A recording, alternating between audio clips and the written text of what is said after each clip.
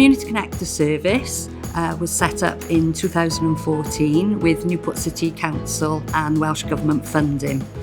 And the project very much provides information and support to unpaid carers in their caring role, and that's to help them remain independent and socially connected. My name's Charles Parish, and I am a full-time carer for Louisa, my daughter, who has anorexia and autism. There's no doubt, without the project, I'd be in serious difficulty, and I have to be honest and say, I really seriously think I'm not sure I'd be able to cope. It helps us when we think we can't do any more. We just want to give up and say, call it a day. We get to meet lots of lovely people who are doing their best and just need a bit of support sometimes, and we can provide that.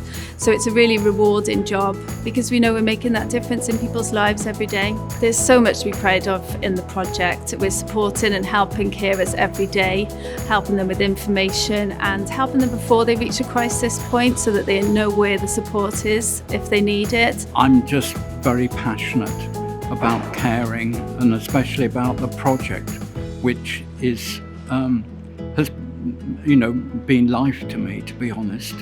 They're worth their weight in gold.